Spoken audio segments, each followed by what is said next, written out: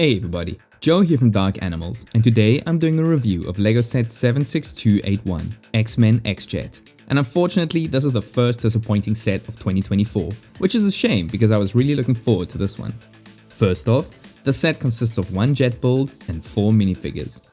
Let's take a look at the jet first, and ridiculous pricing aside, this isn't a bad looking build to be honest. We've actually had this set before in 2014, and this one is definitely the superior version. The entire thing is very well designed, save for one section in the middle. Looking at the front first, the sharp nose flows perfectly into the cockpit section thanks to that large pointy slope piece in the front. The area around the massive transparent red windshield is also very well rounded off thanks to these newer pieces to the sides, and I love how it gets wider around the cockpit.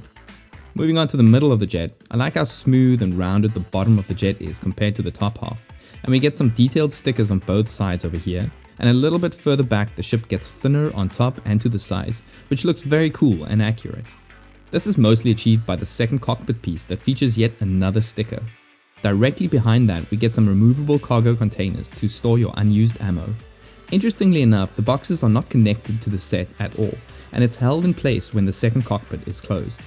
I like how the back of the ship looks from the top with those reverse tail pieces serving as the wings, and these engine bulbs with the small yellow dishes inside are very cool. Unfortunately, the back of the ship is a bit of a letdown with these 4 grill slopes and exposed studs on the top. I think this would have looked better if it was covered by a long tile piece on each side. The 2 smaller tail pieces on top are also very well angled, but I wish these pieces were printed instead of stickers.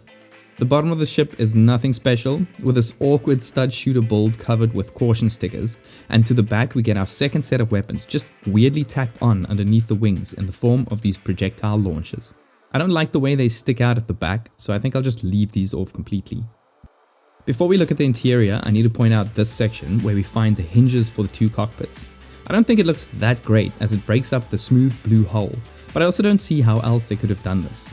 The main cockpit has a heads-up display featuring a well-detailed sticker as well as some stickers running along the sides. The seats are basic, but at least it can easily hold 2 of your figures. The second cockpit is very similar to the front, with the biggest difference being this transparent book cover in front of the display that I think is a very cool idea. I also think it's great that all 4 figures can be placed inside of the jet. Moving on to the minifigures, we have a very different looking Magneto. I really don't like this look, even if it is accurate to the new series and his suit in the Uncanny X-Men comic. That aside though, the graphic design is good at least, and I like how his purple cape extends into the design around his neck. His long hair makes him look a little bit too much like Dumbledore's cousin, and I do miss his iconic helmet, but his face printing is excellent on both sides of his head. He also comes with this metal platform build that he can float around on. Next up we have Wolverine, which is the most disappointing figure in this set. His mask and torso is perfect, but his legs are just bad. For the price of the set they really should have given us dual molded legs, like they already did in the CMF series. That yellow printing on the blue is just unacceptable. Additionally, the lack of hairy arm printing is very sad. He does at least have cool unique face prints, one with this odd smirk and the other with these cool goggles that gives him the white eyes when wearing the mask. Next up is Rogue, and while I'm happy to finally get her as a minifig, it's 1 step forward and 2 steps back. The torso design is great, but it is let down by terrible printing quality on that dark green body. The leg printing is good though, and I like how it extends onto the hips. I'm not sure if this was the best hairpiece for her though, but I do like the white printed streaks. At least her face printing is also very good, and I like the addition of the green headband. Finally, we get to my favorite figure of the set, Cyclops. His torso design is excellent, and I just love the suit so much. The printing is surprisingly good, but it could always be a bit better. Of course I would have liked some dual molding to bring in his yellow boots, especially considering the cost of the set yet again, but it's okay. I also love his hairpiece sticking out of that excellent blue skull cap.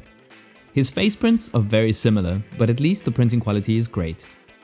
So taking a step back from this review, the only thing I could call this set is unfinished. Much like the well-designed but overpriced hoopty I reviewed last year, it gets worse when you take a look at the previous X-Jet set they've released, because that one even included a Sentinel build. I can only recommend this set if you can get it at a heavily discounted price, which I believe will happen. Anyways, let me know what you think about this set in the comments, and please consider liking or subscribing to the channel if you like this review and what we do. And as always, thanks for watching.